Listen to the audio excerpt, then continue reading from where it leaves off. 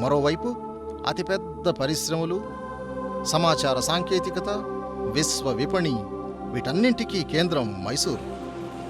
ఈ నగరాన్ని విశ్వ పరంపర నగరం అంటే గ్లోబల్ సిటీ ఆఫ్ ట్రెడిషన్స్గా ప్రకటించడానికి అవసరమైన ప్రయత్నాలు నడుస్తూ ఉన్నాయి. మహాస్మారక స్తూపాలను, దేవాలయాలను, మైసూరు మహాసామ్రాజ్యాన్ని పరిపాలించిన మహావీరులు, మహారాజులు, వీరందరి గురించిన వివరాలను ఒక దృశ్య రూపంగా ప్రపంచవ్యాప్తంగా ఉన్న సహృదయ ప్రేక్షకులకు సవినయంగా సమర్పించుకుంటున్నాం. చరిత్రకందని కాలంలో మహిషాసురుడు అని ఒక రాక్షసరాజు ఈ ప్రాంతాల్లో ఉండేవాడట. ఆ పేరు మీదుగా మహిషూరు అనే పేరు వచ్చింది అని అంటారు. మహిషూరు అనేదే ఇంగ్లీష్లో క్రమంగా మైసూరుగా మారింది. చాముండి పర్వతం. మైసూరు నగరానికి ప్రాకృతిక సౌందర్యాన్ని ఇచ్చే చాముండి పర్వతం ఎంతో రమణీయంగా ఉంటుంది.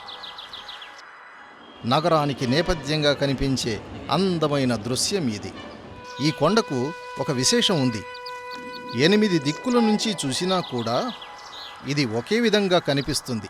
అందుకే దీన్ని అష్టముఖి పర్వతం అని కూడా అంటారు. విస్తృతంగా పరిశోధనలు చేసిన శాస్త్రజ్ఞులు ఒక ఆశ్చర్యకరమైన సత్యం చెప్పారు. ఈ కొండ 700 మిలియన్ సంవత్సరాల నాటి గ్రానైట్ శిల నుంచి ఏర్పడింది. పరిశోధనలు చేసిన నిపుణుల ప్రకారం ఈ కొండ మీద దాదాపుగా 450 రకాల పూల జాతులున్నాయి, 180 రకాల పక్షులున్నాయి, 70 రకాల సరీసృపాలు అంటే పాకే ప్రాణులున్నాయి, 60 రకాల సీతాకోక చిలకలున్నాయి, ముళ్లపంది, చిరతపులి వంటి జంతువులు కూడా ఉన్నాయి. సముద్ర మట్టానికి 3489 అడుగుల ఎత్తులో ఉంది.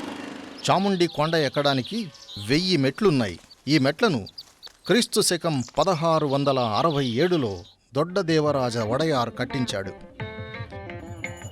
శివుని వాహనమైన ఈ నంది చాముండి కొండ మీద కనిపిస్తుంది. ఇది ఏకశిలా విగ్రహం. కొండకు మెట్ల మీద ఎక్కి వెళ్లే దారిలో ఇది కనిపిస్తుంది. ఈ విగ్రహాన్ని కూడా క్రీస్తు శకం 1667లో దొడ్డదేవరాజు నిర్మింపజేశాడు అంటారు.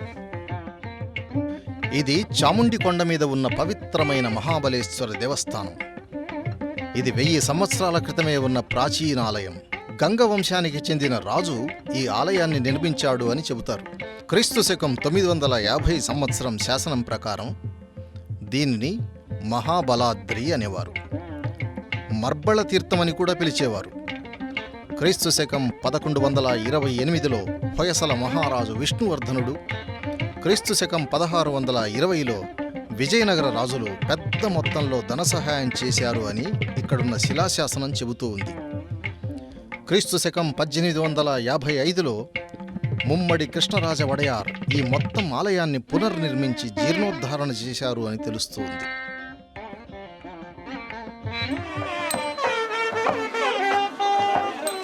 ప్రస్తుతం మీరు చూస్తున్న పవిత్ర ప్రదేశం మైసూరు రాజవంశ ఇలవేలుపు శ్రీ చాముండేశ్వరీదేవి పీఠం.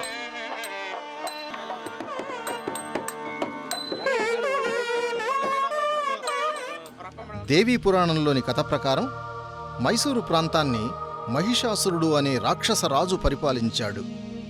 ఈ రాక్షసుని ఆగడాల నుంచి తమను కాపాడమని దేవతలంతా వెళ్లి దుర్గాదేవిని ప్రార్థించారు. ఆమె శ్రీ చాముండేశ్వరీదేవిగా అవతరించి ఆ రాక్షసుని సంహరించింది. శిష్ట రక్షణ కోసం ఇక్కడే నెలకొనింది అని ప్రతీతి. మొదట్లో ఇది చాలా చిన్న గుడి. క్రీస్తు శకం 1600లో రాజా వడయార్ గోపురాన్ని, ప్రవేశద్వారాన్ని నిర్మించాలని అనుకున్నారు. కారణాంతరాల వల్ల అది నెరవేరలేదు. క్రీస్తు శకం 1827లో ముమ్మడి కృష్ణరాజ వడయార్ ఈ ఆశయాన్ని నెరవేర్చాడు. రాజా వడయార్ కన్న స్వప్నాన్ని నిజం చేశాడు. ద్రావిడ శిల్పశైలిలో 7 అంతస్తులున్న అందమైన గోపురాన్ని నిర్మించాడు. దానిమీద బంగారు కలశాన్ని స్థాపించి కుంభాభిషేకాన్ని జరిపించాడు. మహోన్నతమైన ప్రవేశ ద్వారాలు ఆలయానికి అద్భుతమైన కళనిచ్చాయి. శ్రీ చాముండేశ్వరీ దేవిని ముమ్మడి కృష్ణరాజ వడయార్ తమ ఆరాధ్య దేవతగా ఆరాధించారు. దేవి కటాక్షం లేనిదే తాను లేను అని భావించాడు. తన జీవితాన్నంతా శ్రీ చాముండేశ్వరీదేవి సేవలలో గడిపి ఆలయ అభివృద్ధికి అకుంఠితమైన కృషి చేశాడు. ఈ విధంగానే ప్రసిద్ధమైన మరొక ఆలయం ఉంది. అది దొడ్డకెర పక్కన ఉన్న కోడి భైరవేశ్వరాలయం. ఈ గుడికి మైసూరు వడయారు రాజవంశ స్థాపనకు దగ్గర సంబంధం ఉంది. పైకి చూడడానికి ఈ గుడి మామూలు గుడిలాగా కనిపిస్తుంది. కానీ ఈ దేవాలయం ఒక మహా సామ్రాజ్య నిర్మాణ రహస్యాన్ని తన గర్భంలో దాచుకుంది. సుమారుగా 6 శతాబ్దాల కంటే ఎక్కువ కాలమే ఈ ప్రాంతాన్ని పాలించిన యదువంశ రాజులకు ఈ గుడి కొత్త వెలుగులనిచ్చింది. ఇది చారిత్రక సత్యం. క్రీస్తు శకం 1399లో యదురాయలు, కృష్ణరాయలు అని అన్నదమ్ములుండేవారు. వీళ్లనే విజయ, కృష్ణ అని కూడా పిలుస్తారు. మేల్కోటలోని చెలువ నారాయణ స్వామిని సేవించాలి అని వీళ్ళిద్దరూ గుజరాత్లోని కథియవాడ్ నుంచి విజయనగర మార్గంలో వచ్చారు. అపురూపమైన ప్రకృతి సౌందర్యంతో ఉన్న మైసూరు వారినెంతో ఆకర్షించింది. ఇక్కడే ఎప్పటికీ ఉండిపోవాలనుకున్నారు. మైసూరును తమ ఆవాసంగా మార్చుకున్నారు. ఒకరోజు ఈ సోదరులిద్దరికీ ఒక దారుణ వార్త తెలిసింది. అదేమంటే కారుగళ్ళి మారనాయక దళవాయి మైసూరుకు తాను రాజు కావాలి అని కుట్ర పన్నుతున్నాడు. అప్పటి మైసూరు మహారాణి దేవజమ్మణ్ణిపై ఒత్తిడి తేవడం మొదలుపెట్టాడు. రాణి కుమార్తెను తనకిచ్చి పెళ్లి చేయాలని, లేదంటే ఎత్తుకుపోతానని బెదిరించాడు. మైసూరు రాజ్యానికి ఇది గడ్డుకాలం. అప్పటికి మహారాజు చామరాజు గతించారు. ఒక క్లిష్ట పరిస్థితి. ఈ వార్త యదురాయ, కృష్ణరాయ సోదరులకు తెలిసింది. వీరికి ఒక కల వచ్చింది. ఒక రోజంతా కోడి భైరవేశ్వరాలయంలో ఉండాలని సందేశం అందింది. అక్కడ వారికి ఒక జంగమయ్య కనిపిస్తాడని సందేశం అందింది. అదే సమయంలో రాణి దేవజమ్మణ్ణికి కూడా ఒక కల వచ్చింది.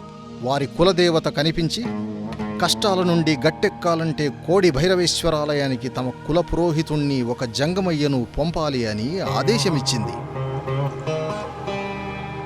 ఆమె దేవత ఆదేశాన్ని అనుసరించి ఒక పురోహితుని జంగమయ్యను పంపింది. వీరికి యదురాయ, కృష్ణరాయలతో పరిచయం కలిగింది. వాళ్లకు దుర్మార్గుడైన దళవాయి బెదరింపును గురించి చెప్పారు. పరిస్థితిని గమనించి సోదరులు రాణికి సహాయం చేయడానికి ఒప్పుకున్నారు. రాజభవనానికి వెళ్లి రాణికి నమ్మకస్తులైన వ్యక్తులను, సైనికులను కలిశారు, చర్చించారు. మారనాయకునిపై యుద్ధానికి సిద్ధమయ్యారు. ఆ సమయంలో దళవాయి మారనాయకుడు హదినారు అనే గ్రామంలో తన అనుచరులతో కలిసి ఒక పెళ్లి వేడుకలో సంబరాలు చేసుకుంటున్నాడు. యదురాయ, కృష్ణరాయల నేతృత్వంలో మైసూరు రాజసైన్యం మారనాయకుని ఓడించి ఆ దుష్ట దళవాయిని చంపేసింది. దుర్మార్గుడైన మారనాయకుడు అంతం కావడంతో మహారాణి తన కూతురు దేవాజమ్మణ్ణిని యదురాయలకిచ్చి ఒక శుభముహూర్తంలో పెళ్లి జరిపించింది. ఈ విధంగా యదురాయలు మైసూరు రాజవంశ స్థాపకుడయ్యాడు. యదురాయల నేతృత్వంలో మొదలైన రాజవంశం మొత్తం మీద 25 మంది రాజులను చూసింది. మైసూరు రాజవంశీకులను వడయార్ అని పిలుస్తారు.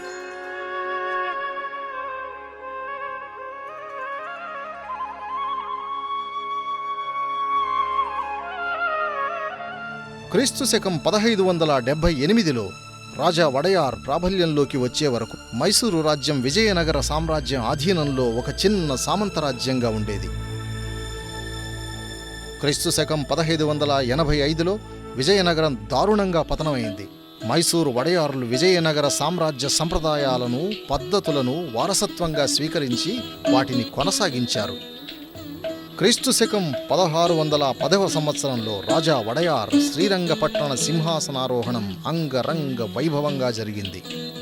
అప్పట్లో శ్రీరంగపట్టణం మైసూరుకు రాజధానిగా ఉండింది. ఇలా ఉండగా క్రీస్తు శకం 1761 నుంచి 1799 దాకా వడయార్ల మధ్య కలతలు, కల్లోలాలు ఉండేవి.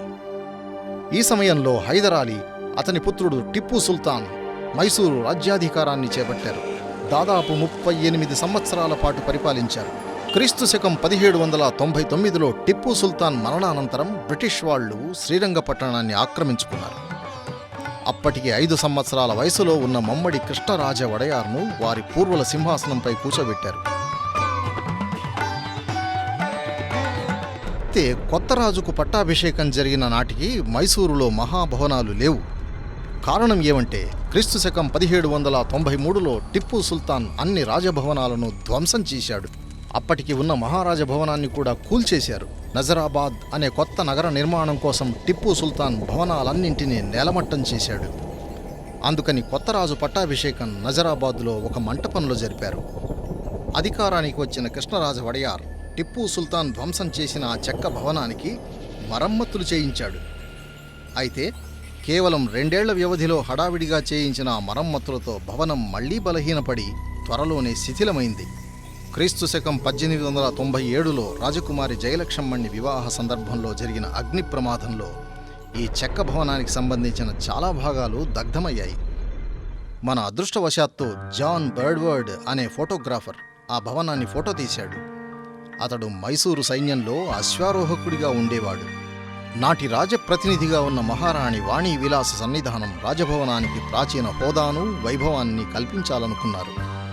పాత రాజభవనం ఉన్న ప్రదేశంలో అదే రీతిలో ఒక కొత్త భవనాన్ని నిర్మించాలనుకున్నారు. హెన్రీ ఇర్విన్ ఆయనే ఈ కొత్త భవనానికి నమూనా తయారు చేశాడు.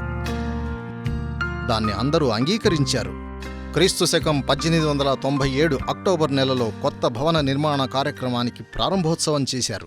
అప్పటి మైసూరు రాజభవన విభాగంలోని చీఫ్ ఎగ్జిక్యూటివ్ ఇంజనీర్గా ఉండిన బిపి రాఘవులు నాయుడు భవన నిర్మాణ బాధ్యత చేపట్టారు. ఇంజనీర్ నాయుడు కొత్త భవన నిర్మాణం గురించి విస్తృతంగా అధ్యయనం చేశాడు. కలకత్తా, ఢిల్లీ, మద్రాస్ వంటి చోట్లలో నమూనాలను పరిశీలించాడు. ఆయన మేధస్సు, నైపుణ్యం రెంటితోనూ కలిసిన శ్రామికుల అకుంఠిత కృషి అపురూపమైన భవనం ఆవిర్భవించడానికి కారణమయ్యాయి. శ్రామికులు సుమారుగా 35 సంవత్సరాల పాటు నిరంతరం శ్రమించారు. క్రీస్తు శకం 1912వ సంవత్సరంలో తమ కష్టానికి తగిన మధుర ఫలం అద్భుత రాజభవనం వారి కళ్ల ముందు నిలిచింది. ఈ బృహత్తరమైన నిర్మాణానికి అప్పట్లో 41,47,913 రూపాయలు ఖర్చయింది. ఈ భవన నిర్మాణంలో 2 అతి విశిష్టమైన అంశాలను గమనించవచ్చు. మొదటగా, ఈ నిర్మాణంలో ఉపయోగించిన సామగ్రి చాలా వరకు స్థానికంగా తయారైనదే. కొత్త భవనంలో అగ్నిమాపక విధానాలను అద్భుతంగా పాటించారు.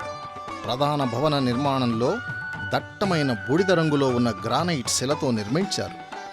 ఇది 3 అంతస్తులుంది. దీనిపైన 5 అంతస్తుల గోపురాన్ని మనం గమనించవచ్చు.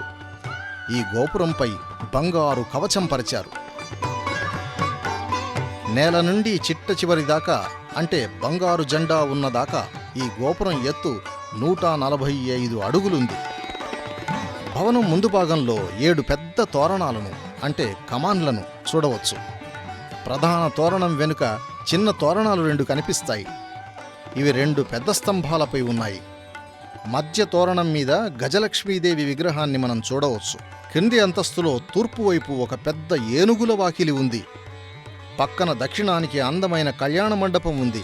నేల అంతస్తులో తూర్పు ముఖంగా ఒక పెద్ద దర్బారు హాలు ఉంది.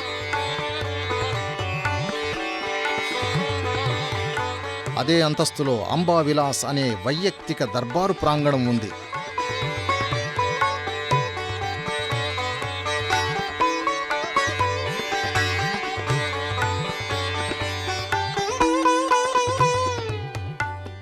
రాజభవనం ముందు భాగంలో విశాలమైన బయలు ఉంది.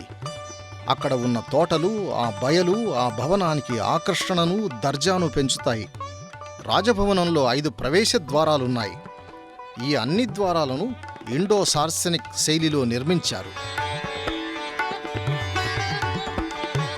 జయమార్తాండ తూర్పు దిక్కులో జయమార్తాండ ద్వారం ఉంది. వైభవానికి, మహిమకు ఈ ద్వారం ప్రసిద్ధి పొందింది. ద్వారంపై ఉన్న ప్రధాన తోరణం 60 అడుగుల వ్యాసంతో ఉంది. ఏనుగులు, గుర్రాలు సంచరించడానికి ఈ ద్వారాన్ని ఉపయోగించేవారు.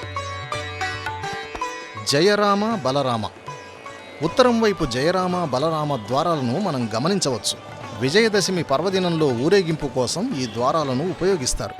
బ్రహ్మపురి రాజకుటుంబీకుల వైయక్తిక అనుకూలం కోసం ఉపయోగించేది ఈ బ్రహ్మపురి ద్వారం. కరికల్లు తొట్టి ముఖ్యంగా రాయబారులు ఉపయోగించే ద్వారం కరికల్లు తొట్టి. వరాహి సామాన్య ప్రజల కోసం ఎప్పుడూ తెరిచి ఉండే ద్వారం వరాహి.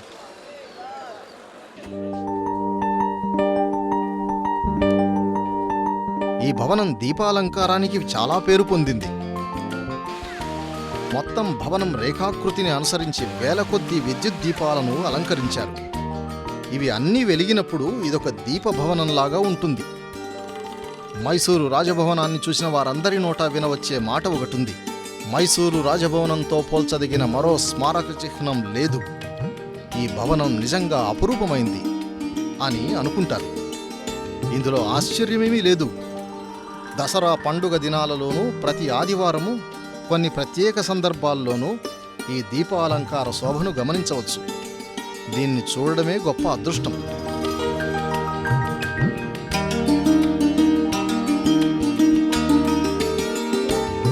లలిత మహల్ ప్యాలెస్. మహారాజు కృష్ణరాజ వడయార్ లేకుంటే ఇంత మహాద్భుత భవనాన్ని మనం చూడగలిగే వాళ్ళం కాదు.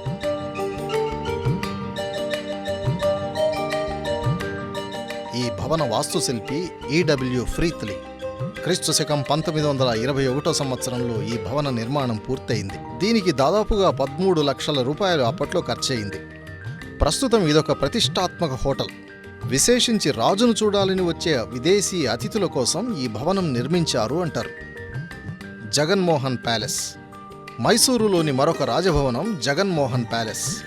క్రీస్తు శకం 1861లో ముమ్మడి కృష్ణరాజ వడయార్ నిర్మించిన ఈ రాజభవనం పూర్తిగా హిందూ వాస్తుశైలిలో ఉంది. అంబావిలాస్ భవనాన్ని నిర్మించడానికంటే 4 దశాబ్దాలకు ముందే ఈ భవనాన్ని నిర్మించారు. క్రీస్తు శకం 1900లో యువరాజు కృష్ణరాజ వడయార్ వివాహ మహోత్సవం కోసం మొదటిసారిగా ఈ భవనాన్ని ఉపయోగించారు. రాజవంశీకుల నివాస స్థానమైన మైసూర్ ప్యాలెస్ మంటలకు ఆహుతి కావడంతో భవనానికి మరమ్మతులు పూర్తయ్యేదాకా రాజవంశీకులు జగన్మోహన్ ప్యాలెస్లోనే ఉన్నారు. ఈ భవనానికి ముందు భాగంలో ఉద్యానవన నిర్మాణం జరిగాక దీని శోభ మరింత పెరిగింది. కృష్ణరాజసాగర్. కృష్ణరాజసాగర్ను కన్నంబాడి కట్ట అని కూడా అంటారు. మహారాజు నాల్వడి కృష్ణరాజ వడయార్ కావేరీ నదిపై నిర్మించిన ఆనకట్ట ఇది. ఈ నిర్మాణాన్ని అధికారికంగా మొదలు పెట్టడానికి ముందు దీన్ని కన్నంబాడి కట్ట అనేవారు. ఈ ఆనకట్టకు ఎడమవైపున కన్నంబాడి అనే గ్రామం ఉంది. ఆ పేరే ఈ కట్టకు వచ్చింది. క్రీస్తు శకం 1వ శతాబ్దంలో కరికాళ చోళుడు అనే తమిళ రాజు తమిళనాడులో కళ్ళగై అనే ఆనకట్టను నిర్మించాడు. భారతదేశంలో ఇది మొదటి ఆనకట్ట. ఆధునిక కాలంలో దేశం ఎంతో సాంకేతిక ప్రగతి సాధించిన ఈ కాలంలో కర్ణాటక నేలపై తొలిసారిగా క్రీస్తు శకం 1911వ సంవత్సరంలో నాల్వడి కృష్ణరాజ వడయార్ ఈ ఆనకట్ట నిర్మాణాన్ని ప్రారంభించాడు. ఈ నిర్మాణానికి సర్ మోక్షగుండం విశ్వేశ్వరయ్య, సర్దార్ ఎం కాంతరాజ్ అరసు, అల్ఖియన్ రాజకుమార్ బెనర్జీ, మీర్జా ఎం ఇస్మాయిల్ అనే 4 దివాన్ల మార్గదర్శకత్వం జరిగింది. దాదాపుగా 10,000 మంది శ్రామికులు నిరంతరం అకుంఠితంగా శ్రమించారు. ఫలితంగా క్రీస్తు శకం 1931లో ఆనకట్ట నిర్మాణం పూర్తయింది. 1911లో నిర్మాణ కార్యక్రమాలు జరుగుతూ ఉన్నప్పుడు ఆనకట్ట వద్ద ఒక శిలాఫలకం దొరికింది. అందులో పర్షియా భాషలో శాసనం ఉంది. క్రీస్తు శకం 1781లో టిప్పు సుల్తాన్ 70 అడుగుల ఆనకట్ట నిర్మించే ఉద్దేశంతో ఇక్కడ శంకుస్థాపన చేశాడు అని ఆ ఫలకం చెబుతూ ఉంది. ప్రస్తుతం ఈ ఫలకాన్ని ప్రవేశద్వారంలో స్థాపించారు. Saint Philomena church. భారతదేశంలో అత్యంత భక్తి విశ్వాసాలతో కొలిచే పవిత్ర క్షేత్రాలలో నిస్సందేహంగా సెయింట్ ఫిలోమినా చర్చ్ ఒకటి. దీన్ని క్లాసికల్ పర్పెండిక్యులర్ గోతిక్ శైలిలో నిర్మించారు. క్రీస్తు శకం 1933 అక్టోబర్ 28వ తేదీన మహారాజు కృష్ణరాజ వడయార్ దీనికి ప్రారంభోత్సవం చేశారు. ఈ చర్చి వెలుపలి భాగం రమణీయంగా ఉంది. అందమైన జంట గోపురాలు 175 అడుగుల ఎత్తుతో ఎంతో అబ్బురపరుస్తాయి. బాహిర నిర్మాణం మడతలు పెట్టినట్టు మనోహరంగా ఉంది. గ్రీసు దేశంలో ఫిలోమి అనే అతిలోక సుందరి ఉండేదట. ఆమె తన జీవితాన్ని భగవంతునికి అర్పించి విరాగిగా ఉండేదట. నాటి రోము చక్రవర్తి డియోక్లైటన్ ఆమెను ఎంతగానో వేధించాడు. ఇలాంటి గాథలెన్నో ఈ అద్భుత ఆలయం వెనుక వినిపిస్తాయి.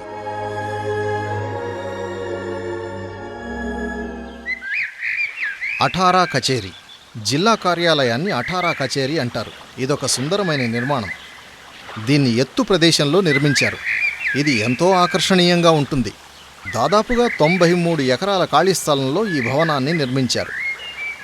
ఆ రోజుల్లో దీన్ని నిర్మించడానికి ఇంచుమించు 1,75,000 రూపాయలు ఖర్చయింది. మధ్య భాగంలో పెద్ద గోపురం, దానిపై ఉండే శంఖాకారం కనిపిస్తుంది. సర్ జేమ్స్ గోర్డన్ విగ్రహాన్ని కచేరీ ముందు భాగంలో మనం గమనించవచ్చు. ఈ గోర్డన్ అంటే ఎవరనుకున్నారు? ముమ్మడి కృష్ణరాజ వడయార్ కాలంలో బ్రిటిష్ వాళ్లు మైసూరు రాజ్యాధికారాన్ని తామే తీసుకోవడానికి ప్రయత్నించారు. అయితే అప్పుడు జేమ్స్ గోర్డన్ కల్పించుకుని మైసూరు రాజ్యాధికారాన్ని యదువంశరాజులకే ఇప్పించడంలో ప్రముఖ పాత్ర వహించాడు. ఆయనే జేమ్స్ గోర్డన్. రజతోత్సవ గడియారం. మహారాజు కృష్ణరాజ వడయార్కు 25 సంవత్సరాలు నిండిన సందర్భంలో, అంటే 1927లో ఈ గడియారాన్ని నిర్మించారు. ఇది చదరం ఆకృతిలో 75 అడుగుల ఎత్తుంది.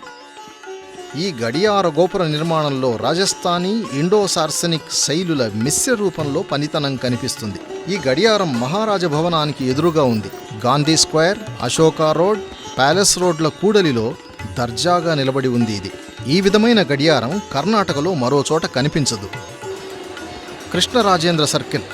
కృష్ణరాజ వడయార్ పేరిట 1950లో ఈ వృత్తాన్ని నిర్మించారు. మధ్యలో ఉన్న కృష్ణరాజ ప్రతిమను ప్రసిద్ధ బొంబాయి శిల్పి ఆర్పి కామత్ నిర్మించారు. ఒకవైపు సయ్యాజీరావు రోడ్, మరోవైపు దేవరాజ రోడ్డును ఈ వృత్తం కలుపుతూ ఉంది. వృత్తం చుట్టూ వృత్తాకారంలో జనతా బజార్ ఉంది. చామరాజేంద్ర సర్కిల్. మైసూరు హృదయ భాగంలో ఉన్న మహారాజ భవనం ఉత్తర ద్వారానికి ఎదురుగా మనోహరమైన విశాలమైన చామరాజేంద్ర సర్కిల్ ఉంది.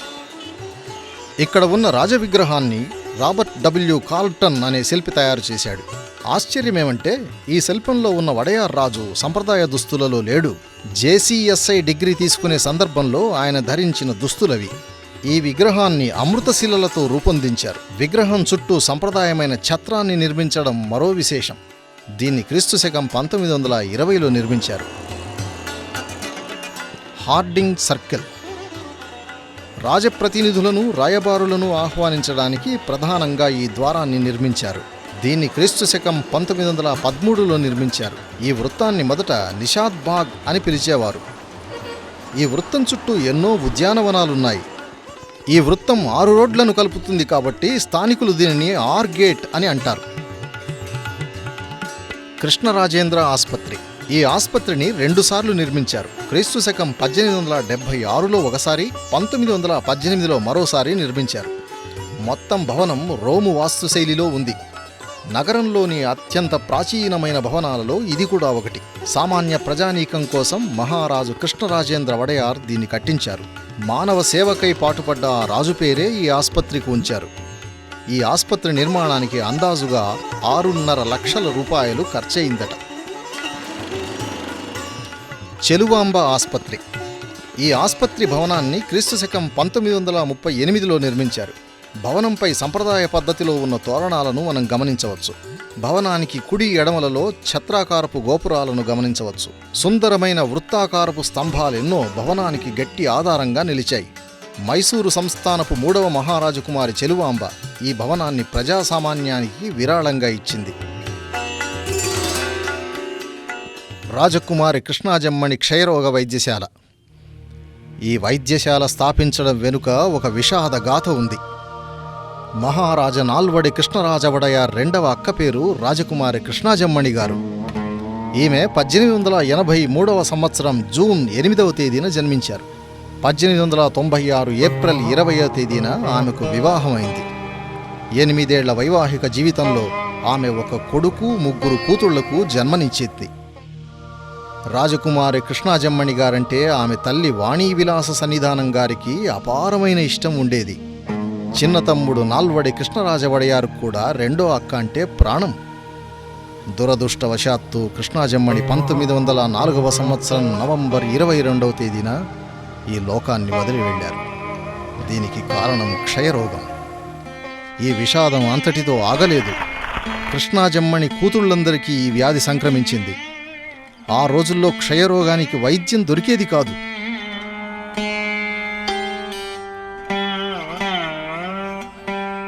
ఈ దుర్ఘటన తల్లి వాణీవిలాస సన్నిధానం గారికి, తమ్ముడు నాల్వడి కృష్ణరాజ వడయారుకు తీరని దుఃఖాన్ని కలిగించింది. రాజకుటుంబ పరిస్థితే ఇలా ఉంటే ఈ రోగాన పడిన సామాన్య ప్రజల పరిస్థితి ఏమిటి అని వారు చింతించారు. క్రీస్తు శకం 1918 ఏప్రిల్ నెలలో రాజమాత గారు ఈ వైద్యశాలకు శంకుస్థాపన చేశారు. 1921 నవంబర్ 18వ తేదీన ఈ వైద్యశాలను ప్రజాకోటికి అంకితం చేశారు. పేద ప్రజానీకానికి ఉచితంగా వైద్యం అందివ్వాలని రాజమాత తలపోశారు. నేటికి అసంఖ్యాకంగా రోగులు ఈ వైద్యశాలలో ఉచిత సేవలను అందుకుంటూనే ఉన్నారు. రాజమాత సేవలను మనసారా తలుచుకుని కృతజ్ఞతలతో స్వస్థులై వెళుతూ ఉన్నారు. మైసూరు విశ్వవిద్యాలయ కార్యాలయం. విద్యాధిదేవత సరస్వతీదేవి పెద్ద చిత్రపటం కనిపించే ఈ భవనం మైసూరు విశ్వవిద్యాలయ కార్యాలయం. దీనిని 1916లో నిర్మించారు.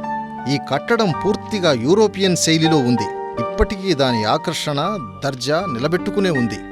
ఈ కట్టడం ఆవరణలో ముందు భాగాన పచ్చని తివాచీ పరిచినట్లు అందమైన పచ్చిక ఉంది. మహారాజా కాలేజీ. క్రీస్తుశకం 1889 నవంబర్ 29వ తేదీన బ్రిటిష్ రాజకుమారుడు హాల్బర్ట్ ఈ కళాశాలకు పునాదిరాయి వేశాడు. ఒకే అంతస్తులో ఉన్న ఈ భవనాన్ని కళాశాల స్థాపన కోసం కట్టారని చెబుతారు. యువరాజా కాలేజీ. మహారాజా కాలేజీ పక్కనే యువరాజు పేరిట మరో కాలేజీ ఉంది. దీనిని క్రీస్తుశకం 1927 ఆగస్టు 8వ తేదీన ఆనాటి మైసూరు విశ్వవిద్యాలయ వైస్ ఛాన్సలర్ శ్రీ రాజేంద్రనాథ్ సీల్ ప్రారంభించారు. Maharani science college. ఈ కాలేజీని క్రీస్తుశకం 1881లో ఆరంభించారు. దీని అసలు పేరు మహారాణి వాణి విలాస సన్నిధాన కాలేజ్. ఈ భవనాన్ని యూరోపియన్ శైలిలో నిర్మించారు. Chamarajendra centre for technical training. British రాకుమారుడు హాల్బర్ట్ క్రీస్తుశకం 1906లో ఈ కట్టడానికి శంకుస్థాపన చేశాడు. 1913 నాటికి నిర్మాణం పూర్తయింది. ఆ రోజుల్లో ఈ నిర్మాణానికి దాదాపుగా 2.5 లక్షల రూపాయల ఖర్చు అయింది. ఈ నిర్మాణాన్ని మైసూరు ప్రియతమ రాజైన చామరాజేంద్ర వడయార్ స్మృతికి అంకితం చేశారు. ఇక్కడ చిత్రకళ వంటి వివిధ లలిత కళలలో ఉత్తమమైన అధ్యాపకులు అద్భుత బోధన చేస్తూ ఉన్నారు. సీతా విలాస్ ధర్మశాల. ఇంచుమించుగా 1842లో ముమ్మడి కృష్ణరాజ వడయార్ గారు దీన్ని నిర్మించారు. దూర ప్రాంతాల నుంచి మైసూరుకు వచ్చే సంగీతకారులు, కళాకారులు, మల్లయోధులు వంటి అతిథుల కోసం దీన్ని నిర్మించారు. ఇది చామరాజ రోడ్డులో ఉంది. జూ. మహారాజు చామరాజేంద్ర వడయార్ దీన్ని 1896లో ప్రారంభించారు. ఈ జూలో వచ్చి చేరిన తొలి ప్రాణులు జీబ్రాలు, బబూన్లు. వీటిని బొంబాయిలోని మిస్టర్ ఫ్రాంక్ బ్రౌన్ సర్కస్ నుంచి కొని తెప్పించారు. దాని తర్వాత 2 పులులు, రకరకాల జాతుల పక్షులను కొనుక్కుని తెచ్చిపెట్టారు. చాలా వరకు జంతువులు, పక్షులను వివిధ ప్రాంతాల నుంచి కొని తెచ్చారు. కొన్ని జూకు కానుకగా ఇవ్వబడ్డాయి. కొన్నింటిని దగ్గరలో ఉన్న అడవులలో నుంచి పట్టి తెచ్చారు. 1906 నుంచి 1927వ సంవత్సరం దాకా ఈ జూ దాదాపుగా 100 ఎకరాల విస్తీర్ణంతో ఉండేది. ఆశ్చర్యంగా ఉందా? అవును, నిజమే. ఇలాగా మైసూరులోని ప్రతి ఒక్క కట్టడం, దారి, చెట్టు, అంతెందుకు ఒక్కొక్క రాయి కూడా తన అపూర్వ పారంపరిక చరిత్రను సమ్మోహపరిచే ఈ నగర గాథను చెబుతుంది. అందుకే మైసూరును సాంస్కృతిక రాజధాని అంటారు.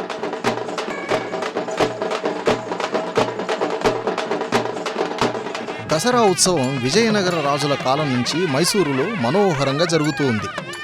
క్రీస్తుశకం 1565లో విజయనగరం పతనమయ్యాక విజయనగర రాజుల సంప్రదాయాన్ని, వైభవాన్ని వారసత్వంగా పొంది మైసూరు వడయార్లు ఈ ఉత్సవాలను కొనసాగించారు. క్రీస్తుశకం 1610లో రాజా వడయార్ దసరా ఉత్సవాలను కొత్త రీతిలో జరపడానికి నాంది పలికాడు. తన తరువాత వచ్చేవారు కూడా ఈ ఉత్సవాన్ని కొనసాగించేలా చూశారు.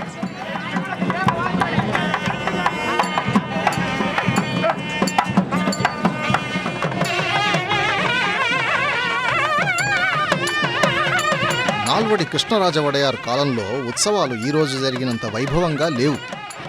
ఉత్సవాలన్నీ కోటలోపల మాత్రమే జరిగేవి. అంచేత కోటలోపల ఉన్న జనం మాత్రమే వాటిని చూడగలిగేవారు.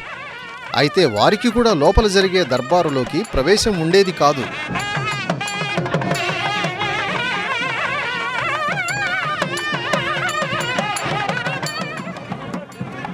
ఆ దర్బారు ఇప్పటికీ జరుగుతూ ఉంది. ఆశ్వేయుజ శుద్ధ పాడ్యమి నుంచి దశమి దాకా 10 రోజుల పాటు ఈ వేడుకలు జరుగుతాయి. అంబావిలాస్ అంతఃపురంలో శ్రీ చాముండేశ్వరీదేవి పూజతో ఆరంభమై 9 రోజుల పాటు వేడుకలు జరుగుతాయి. రాజసింహాసనానికి ఒకవైపున రాజఖడ్గాన్ని ఉంచి రాజు సింహాసనాన్ని అధిరోహిస్తాడు. అనంతరం సభ ప్రారంభమవుతుంది. ఇదొక సంప్రదాయం. మొదటి రోజు కంకణ ధారణతో ఆరంభమై చివరి రోజు విజయదశమి వరకు కొనసాగుతుంది.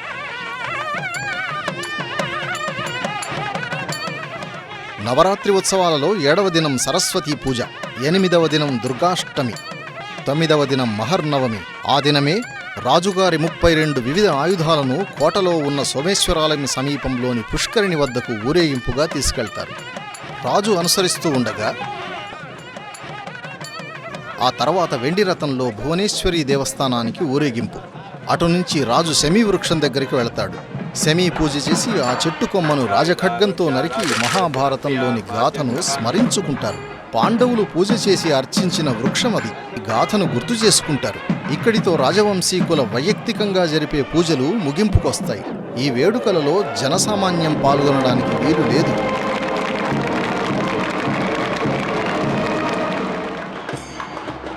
జనం కేవలం ఏనుగుల ఊరేగింపులో మాత్రమే పాల్గొంటారు. రాజు అంబారీనెక్కి తన సైన్యం, ఏనుగులు, గుర్రాలు, సంగీత విద్వాంసులు అందరితో కలిసి ఊరేగింపు వెళతాడు. ఈ ఊరేగింపునే జంబూ సవారీ అని పిలుస్తారు.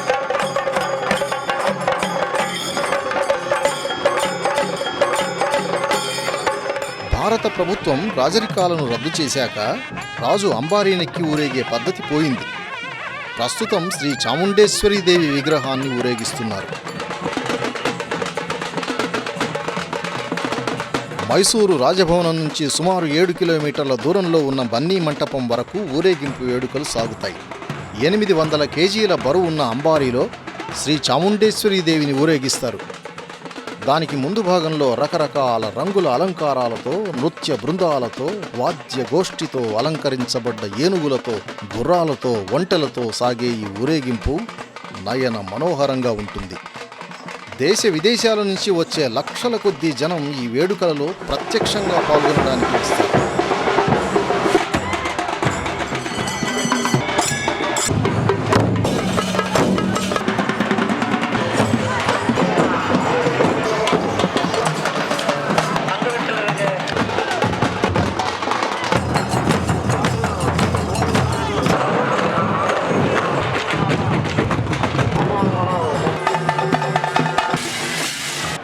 ప్రపంచంలోని కోట్లాది మంది ఈ ఊరేగింపును చూడడానికి తమ టీవీ సెట్లకు అతుక్కుపోయి ఉంటారు.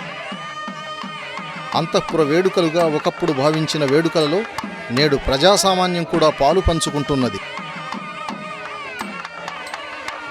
మైసూరు దసరా అంటే కేవలం రాజు మాత్రమే కాదు, గుర్రము, ఏనుగు, ఒంటెలను ఊరేగించడం మాత్రమే కాదు. నేడు అది ఒక ఉత్తేజపరిచే ఉత్సవం. అది అందరి ఉత్సవము. రాష్ట్ర సాంస్కృతిక శక్తిని చాటే అచ్చమైన వేడుకలివి. దసరాను నేడు నాడు హబ్బ అని కూడా అంటారు.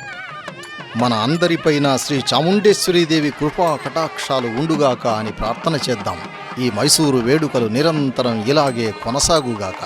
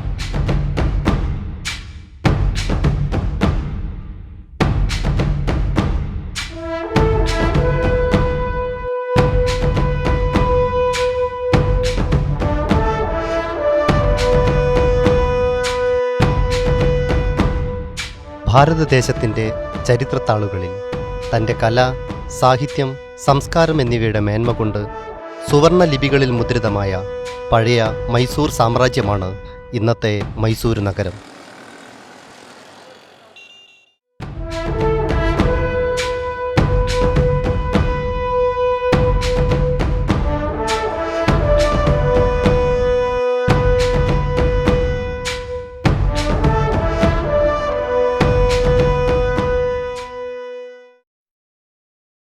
കർണാടക സംസ്ഥാനത്തിൻ്റെ തെക്കേ അറ്റത്ത് സ്ഥിതി ചെയ്യുന്ന മൈസൂർ നഗരം ഇന്ന് ജില്ലാ കേന്ദ്രമാണ്.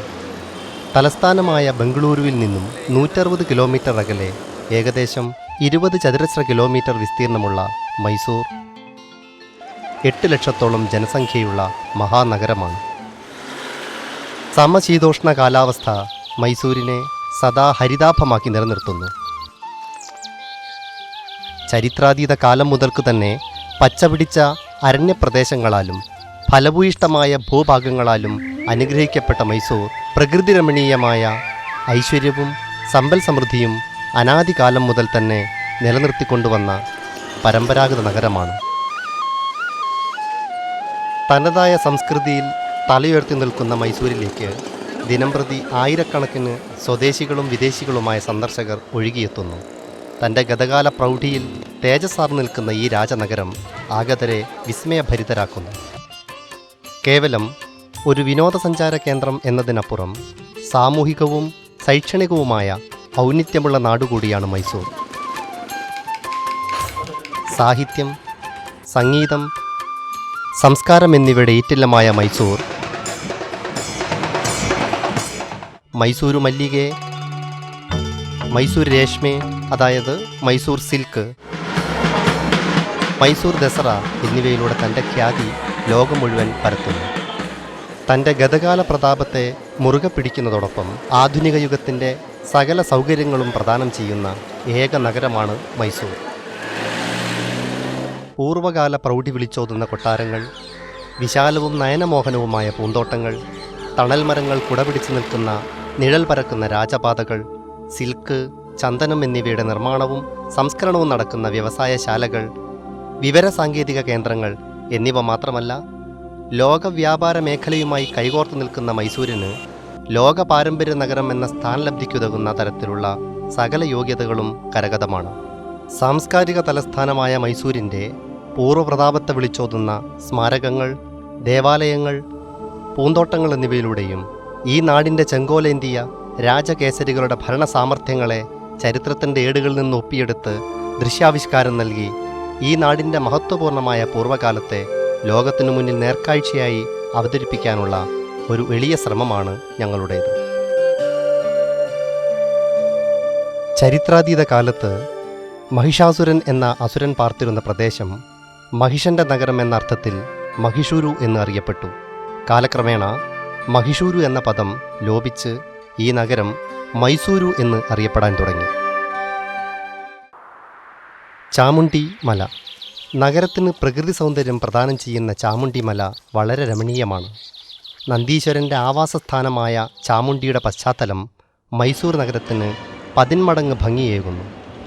8 ദിക്കുകളിൽ നിന്ന് നോക്കുമ്പോഴും ഒരേ രീതിയിൽ കാണുന്നതിനാൽ ഈ മല അഷ്ടമുഖി മല എന്നും അറിയപ്പെടുന്നു. ഭൂമിശാസ്ത്രജ്ഞരുടെ പരിശോധനയിൽ ഈ മലയിലെ ഗ്രാനൈറ്റ് ശിലകൾ 700 മില്യൺ വർഷങ്ങൾ പഴക്കമുള്ളവയാണെന്ന് തെളിഞ്ഞിട്ടുണ്ട്. വിദഗ്ധരുടെ പരിശോധനയിൽ ഈ മലയിൽ 450 തരം സസ്യജാലങ്ങളും 150 തരത്തിൽപ്പെട്ട പക്ഷികളും 70ഓളം ജാതി പാമ്പുകളും 60ഓളം തരത്തിൽപ്പെട്ട പ്രാണികീടങ്ങളും മുള്ളൻപന്നി, പുള്ളിപ്പുലി തുടങ്ങിയവയും വസിക്കുന്നതായി കണ്ടെത്തിയിട്ടുണ്ട്. സമുദ്രനിരപ്പിൽ നിന്നും 3489 അടി ഉയരത്തിൽ തലയുയർത്തി നിൽക്കുന്ന ഈ മലയിലേക്ക് കാൽനടയായി കയറിപ്പോകാൻ അടിവാരം മുതൽ മലയുടെ ഉച്ചി വരെ 1000 ചവിട്ടുപടികൾ നിർമ്മിച്ചിരിക്കുന്നു. 1667 ദൊഡ്ഡ ദേവരാജ ഒഡയാർ എന്ന മൈസൂർ മന്നനാണ് ഇവ പണി കഴിപ്പിച്ചത്. ഇത് ചാമുണ്ഡി മലയിലുള്ള നന്ദിയുടെ ഏകശിലാ വിഗ്രഹമാണ്. ഈ വിഗ്രഹം പടികൾ കയറി വരുന്ന വഴി ഇടതുഭാഗത്ത് കാണാവുന്നതാണ്. ഈ കൂറ്റൻ വിഗ്രഹം 1667 ദൊഡ്ഡ ദേവരാജ ഒഡയാർ നിർമ്മിച്ചതാണെന്ന് വിശ്വസിക്കപ്പെടുന്നു. മഹാബലേശ്വര ദേവാലയം. ഇത് ചാമുണ്ഡിമലയുടെ നെറുകയിലുള്ള ശ്രീ മഹാബലേശ്വര ദേവസ്ഥാനം. 1000 വർഷത്തോളം പഴക്കമുള്ള ദേവാലയമാണ് ഇത്. ഒരു ഗംഗരാജാവാണ് ഇത് പണികഴിപ്പിച്ചതെന്നതിന് തെളിവുകളുണ്ട്. ഇവിടെ നിന്നും കണ്ടെടുത്ത ക്രിസ്തുവർഷം 950 ശാസനപ്രകാരം ഈ പ്രദേശം മഹാബലാദ്രി അഥവാ മർബള തീർത്ഥം എന്ന് അറിയപ്പെട്ടിരുന്നു. ക്രിസ്തുവർഷം 1128 ഹൊയ്സാല രാജാവായ വിഷ്ണുവർദ്ധനനും 1620 വിജയനഗര രാജാവും ഈ ദേവാലയത്തിന് ധനസഹായം നൽകിയതായി ഇവിടെ നിന്നും കണ്ടെടുത്ത ഒരു ശിലാശാസനം രേഖപ്പെടുത്തുന്നു. ക്രിസ്തുവർഷം 1855 മുമ്മുടി കൃഷ്ണരാജ ഒടയാർ ഈ ദേവാലയം ജീർണോദ്ധാരണം നടത്തിയതിന് തെളിവുകളുണ്ട്. ഇപ്പോൾ നിങ്ങൾ കണ്ടുകൊണ്ടിരിക്കുന്ന ഈ പവിത്ര സങ്കേതം മൈസൂർ രാജകുടുംബത്തിൻ്റെ കുലദേവതയായ ശ്രീ ചാമുണ്ടേശ്വരി ദേവിയുടെ ആരൂഢസ്ഥാനമാണ്.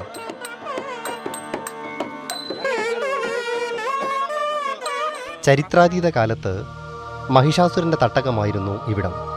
അവൻ്റെ അഹങ്കാരം നിറഞ്ഞ അട്ടഹാസം ദേവലോകത്തെപ്പോലും അലോസരപ്പെടുത്തിയപ്പോൾ ശ്രീ ദുർഗ ചാമുണ്ഡി രൂപം ധരിച്ച് മഹിഷാസുരനെ സംഹരിക്കുകയും ശിഷ്ടജന രക്ഷണാർത്ഥം ഇവിടെ കുടികൊള്ളുകയും ചെയ്തു എന്നാണ് ഐതിഹ്യം.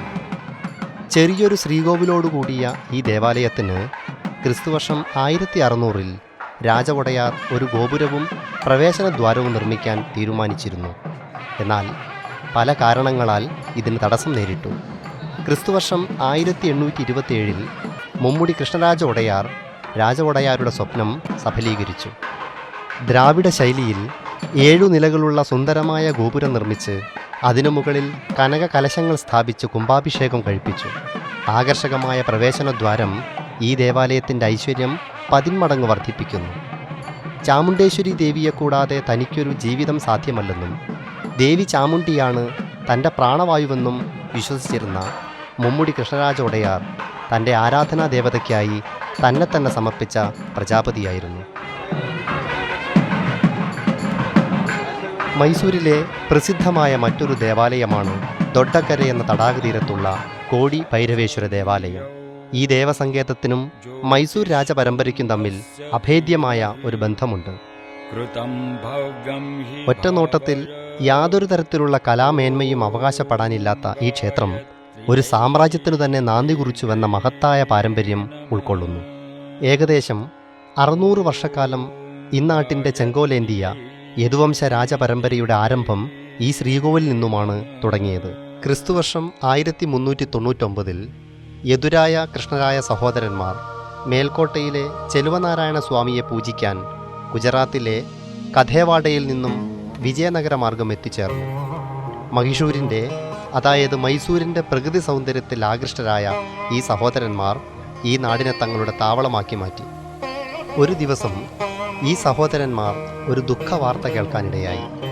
അതെന്തെന്നാൽ ആ ദേശത്തെ രാജ്ഞിയായിരുന്ന ദേവജമ്മണ്ണിയെ കാരുകള്ളിയിലെ ദളവയായിരുന്ന മാരനായകൻ രാജാധികാരം തട്ടിയെടുക്കാനായി രാജകുമാരിയെ തനിക്ക് വിവാഹം കഴിച്ചു തരണമെന്നും അല്ലാത്തപക്ഷം രാജകുമാരിയെ ബലം പ്രയോഗിച്ച് പിടിച്ചുകൊണ്ടുപോകുമെന്നും രാജ്ഞിയെ അറിയിച്ചു. അക്കാലത്ത് രാജാവായിരുന്ന ചാമരാജൻ തീപ്പെട്ടുപോയതിനാൽ അവകാശികളായി ആൺമക്കളില്ലാത്തതിലുള്ള വേദനയുമായി കഴിയുകയായിരുന്നു രാജ്ഞി. ഈ വിഷയം എങ്ങനെയോ യദുരായ കൃഷ്ണരായ സഹോദരരുടെ ചെവിയിലെത്തി.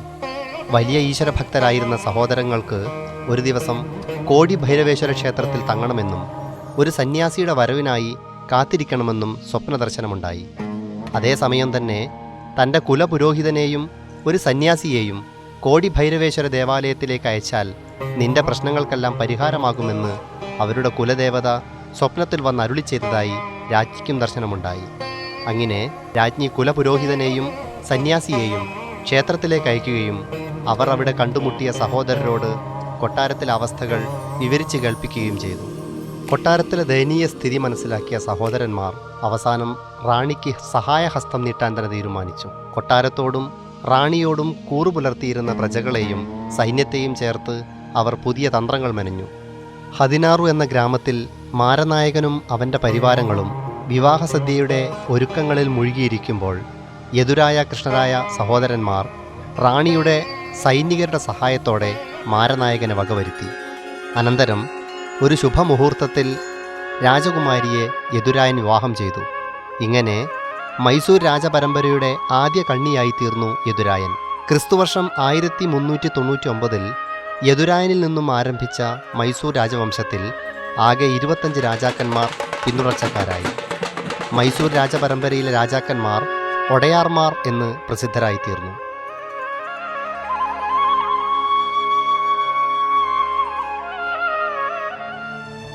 ക്രിസ്തുവർഷം 1578 രാജ ഒടയാർ പ്രബലനാകുന്നതുവരെ മൈസൂർ രാജ്യം വിജയനഗര സാമ്രാജ്യത്തിൻ്റെ അധീനതയിലുള്ള ഒരു ചെറിയ സാമന്ത രാജ്യമായിരുന്നു. ക്രിസ്തുവർഷം 1585 വിജയനഗര സാമ്രാജ്യത്തിൻ്റെ പ്രതാപം അവസാനിച്ചപ്പോൾ മൈസൂർ ഒടയാർ വിജയനഗര പരമ്പരയുടെയും സമ്പ്രദായത്തിൻ്റെയും ഉത്തരാധികാരിയായി മാറുകയും ആ പാരമ്പര്യം തുടരുകയും ചെയ്തു. ക്രിസ്തുവർഷം 1610 രാജ ഒടയാർ ശ്രീരംഗപട്ടണത്ത് വെച്ച് ആഘോഷപൂർവ്വം സിംഹാസനാരോഹണം നടത്തി. അങ്ങനെ ശ്രീരംഗപട്ടണം മൈസൂരിൻ്റെ രാജധാനിയായി മാറി. 1761 മുതൽ 1799 വരെയുള്ള കാലഘട്ടത്തിൽ ഒടയാർ രാജവംശത്തിൽ അന്തഛിദ്രങ്ങൾ പെരുകുകയും ഈ അവസരം മുതലെടുത്ത് ഹൈദരലിയും അദ്ദേഹത്തിൻ്റെ പുത്രൻ ടിപ്പു സുൽത്താനും ഭരണചക്രം 38 വർഷം തങ്ങളുടെ കയ്യിൽ ഒതുക്കുകയും ചെയ്തു. 1799 ബ്രിട്ടീഷുകാർ ടിപ്പുവിനെ കീഴ്പ്പെടുത്തി ശ്രീരംഗപട്ടണം പിടിച്ചെടുത്തു. അന്ന് കേവലം 5 വയസ്സു മാത്രം പ്രായമുണ്ടായിരുന്ന മുമ്മുടി കൃഷ്ണരാജ ഒടയാരെ രാജാവായി സിംഹാസനാരോഹണം ചെയ്യിക്കുകയും ചെയ്തു.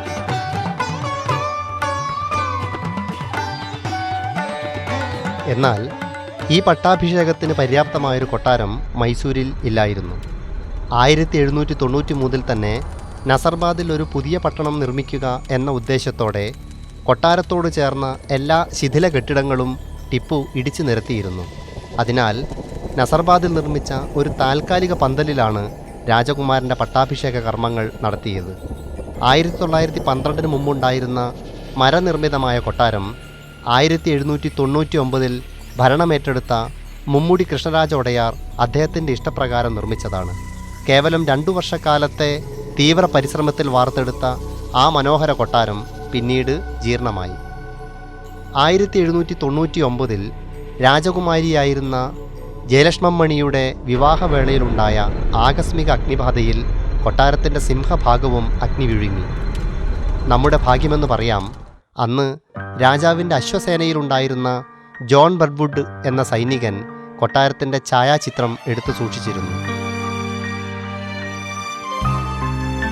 മൈസൂർ കൊട്ടാരത്തിൻ്റെ വൈഭവം പുനഃസ്ഥാപിക്കുകയെന്ന ഉദ്ദേശത്തോടെ അന്നത്തെ രാജപ്രതിനിധിയായിരുന്ന മഹാറാണി വാണിവിലാസ സന്നിധാനം പഴയ കൊട്ടാരത്തിൻ്റെ അതേ അസ്ഥിവാരത്തിൽ പുതിയ ഒരു കെട്ടിടം പടുത്തുയർത്താൻ തീരുമാനിച്ചു.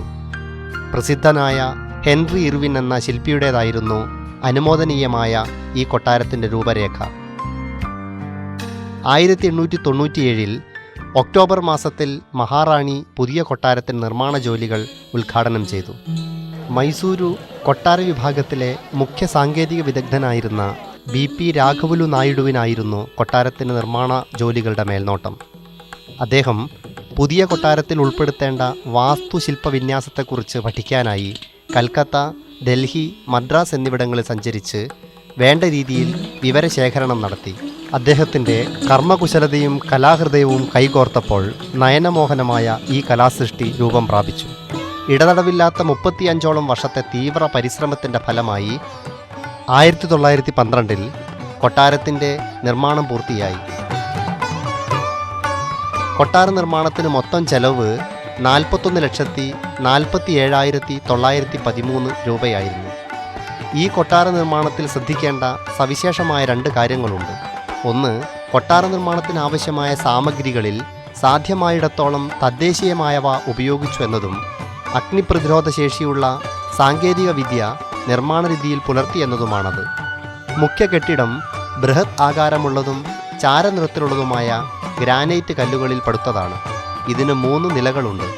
ഇതിനു മുകളിൽ 5 തട്ടുകളായി ഗോപുരം തലയെടുപ്പോടെ നിൽക്കുന്നു. ഈ ഗോപുരം സ്വർണ്ണ തകിടുകളെ കൊണ്ട് പൊതിഞ്ഞിരിക്കുന്നു. തറനിരപ്പിൽ നിന്നും അറ്റത്ത് കാണുന്ന സ്വർണ്ണ പതാക വരെയുള്ള കെട്ടിടത്തിൻ്റെ ഉയരം 145 അടിയാണ്. മുൻഭാഗത്ത് മനോഹരവും ഭീമാകാരവുമായ 7 കമാനങ്ങളും മധ്യകമാനത്തിൻ്റെ പാർശ്വത്തിലായി 2 ചെറിയ കമാനങ്ങളുമുണ്ട്. ഇവ ഉയരമുള്ള സ്തംഭങ്ങളിലാണ് താങ്ങി നിർത്തിയിരിക്കുന്നത്. മധ്യകമാനത്തിനു മേലെ മനോഹരമായ ഒരു ഗജലക്ഷ്മി രൂപമുണ്ട്. അടിയിലെ നിലയിൽ കിഴക്കുഭാഗത്തേക്ക് തുറക്കുന്ന മനോഹരമായ ആനവാതിലുണ്ട്. അതിനടുത്ത് ദക്ഷിണഭാഗത്ത് നയനമനോഹരമായ കല്യാണ മണ്ഡപം കാണാം. താഴെ നിലയിൽ പൂർവാഭിമുഖമായി വിശാലമായ ദർബാർ ഹാളും കൂടാതെ അംബാവിലാസ എന്ന പേരോടുകൂടിയതും സുന്ദരമായി അലങ്കൃതവുമായ സ്വകാര്യ ദർബാർ ഹാളും കാണാവുന്നതാണ്.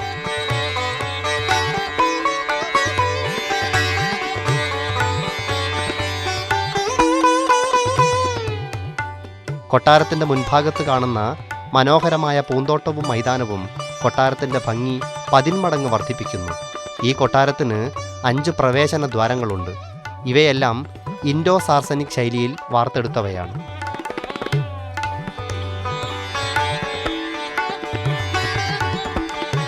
ജയമാർത്താണ്ഡ കിഴക്കുഭാഗത്തേക്കുള്ള പ്രവേശന ദ്വാരമാണ് ജയമാർത്താണ്ഡ. കമനീയവും പ്രൗഢവുമായ ഈ കമാനത്തിൻ്റെ വിസ്താരം 60 അടിയാണ്. ഈ പ്രവേശന ദ്വാരം പ്രധാനമായും ആനകളുടെയും കുതിരകളുടെയും സഞ്ചാരത്തിനാണ് ഉപയോഗിച്ചിരുന്നത്. ജയരാമ ബലരാമ കവാടങ്ങൾ വടക്ക് ഭാഗത്ത് കാണുന്ന കമാനങ്ങളാണ് ജയരാമ ബലരാമ കവാടങ്ങൾ. ഈ കവാടങ്ങളിലൂടെയാണ് ബ്രഹ്മപുരി. കൊട്ടാരവാസികൾ തങ്ങളുടെ വ്യക്തിപരമായ ആവശ്യങ്ങൾക്ക് ഉപയോഗിച്ചിരുന്ന പ്രവേശന കവാടമായിരുന്നു ബ്രഹ്മപുരി. കരികല്ലു തൊട്ടി രാജപ്രതിനിധികൾക്ക് മാത്രം സഞ്ചരിക്കാൻ അവകാശമുണ്ടായിരുന്ന പ്രവേശന ദ്വാരമായിരുന്നു. വരാഹി പൊതുജനങ്ങൾക്ക് മുന്നിൽ സദാ തുറന്നു കിടന്നിരുന്ന കൊട്ടാരത്തിൻ്റെ ദ്വാരമാർഗമായിരുന്നു വരാഹി.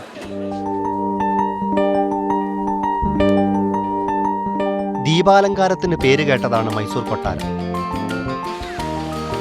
കൊട്ടാരത്തിൻ്റെ പുറം ചുമരുകളിലും തൂണുകളിലും ഗോപുരത്തിലുമെല്ലാം നിരനിരയായി ആയിരക്കണക്കിന് വൈദ്യുത ദീപങ്ങൾ പിടിപ്പിച്ചിരിക്കുന്നു. രാത്രി സമയത്ത് ഇവയെല്ലാം ഒന്നിച്ച് തെളിയുമ്പോൾ ദീപങ്ങളുടെ കൊട്ടാരമായി മാറുന്നു ഈ സുന്ദര കലാസൃഷ്ടി. മൈസൂർ കൊട്ടാരത്തിന് തുല്യം നിൽക്കുന്ന ഒരു കലാസൃഷ്ടി ലോകത്ത് മറ്റൊന്നില്ല. അവിസ്മരണീയമായ കാഴ്ചയാണ് ഈ കൊട്ടാരമെന്ന് ഇവിടെ എത്തുന്ന സഞ്ചാരികൾ പറയുന്നതിൽ തെല്ലും അതിശയോക്തിയില്ല. ദീപപ്രഭയിൽ കുളിച്ചു നിൽക്കുന്ന കൊട്ടാരം നവരാത്രി വേളയിലും ഞായറാഴ്ചകളിലും മറ്റു വിശേഷ ദിവസങ്ങളിലും മാത്രമേ കാണാൻ കഴിയുകയുള്ളൂ എന്നതാണ് പ്രത്യേകത. ലളിതമഹൽ കൊട്ടാരം. മഹാരാജ കൃഷ്ണരാജ ഒഡയാർ എന്ന കലാഹൃദയമുള്ളൊരു രാജാവില്ലായിരുന്നുവെങ്കിൽ ഇത്തരം രമ്യമായൊരു കൊട്ടാരം കണ്ട് നിർവൃതിയടയാൻ നമ്മുടെ കണ്ണുകൾക്ക് കഴിയുമായിരുന്നോ? ഈ മനോഹര ഭവനം രൂപപ്പെടുത്തിയത് E.W. പ്രീറ്റ്ലിയാണ്. 1931 പണി പൂർത്തിയാക്കിയ ഈ കൊട്ടാരത്തിൻ്റെ അന്നത്തെ നിർമ്മാണ ചെലവാകട്ടെ 13 ലക്ഷം രൂപയായിരുന്നു.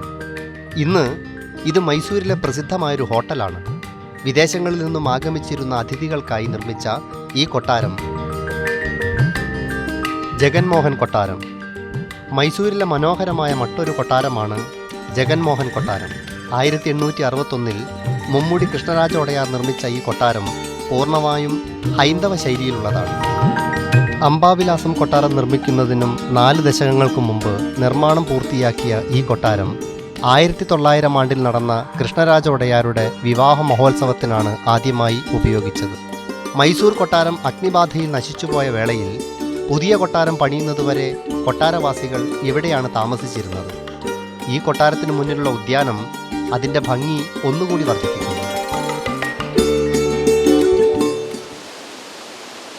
കൃഷ്ണരാജസാഗര. കൃഷ്ണരാജസാഗര അഥവാ കണ്ണമ്പാടി കട്ടെ. മഹാരാജ നാൽവടി കൃഷ്ണരാജ ഒഡയാർ കാവേരി നദിക്ക് കുറുകെ ഈ അണക്കെട്ട് ഔദ്യോഗികമായി നിർമ്മാണം ആരംഭിക്കുന്നതിന് മുമ്പ് ഇത് കണ്ണമ്പാടി കട്ടെ എന്നറിയപ്പെട്ടിരുന്നു. ഈ നദിയുടെ ഇടതുകരയിലുള്ള ഗ്രാമനാമമാണ് കണ്ണമ്പാടി എന്നത്. അതിനാൽ ഈ അണക്കെട്ട് കണ്ണമ്പാടി അണക്കെട്ട് എന്ന് അറിയപ്പെടാനിടയായി.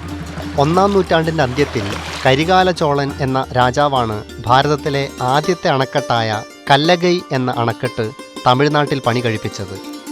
ആധുനിക കാലഘട്ടത്തിലെ പുതിയ സാങ്കേതിക വിദ്യയുടെ പിൻബലത്തോടെ ഭാരതത്തിൽ ആദ്യമായി കർണാടകത്തിൻ്റെ മണ്ണിൽ 1911 നാൽവടി കൃഷ്ണരാജ ഒഡയാർ ഈ അണക്കെട്ടിൻ്റെ പ്രാരംഭ പ്രവർത്തനങ്ങൾ തുടങ്ങിവെച്ചു. Sir M Visvesvaraya, Sardar M Kantharaj Urs, Albion Rajkumar Banerji, Mirza M Ismail മുതലായ ദിവാൻമാരുടെ മേൽനോട്ടത്തിൽ ഏതാണ്ട് 10,000 തൊഴിലാളികളുടെ ആശ്രാന്ത പരിശ്രമത്തിൽ 1931 ഈ അണക്കെട്ട് പടുത്തുയർത്തി.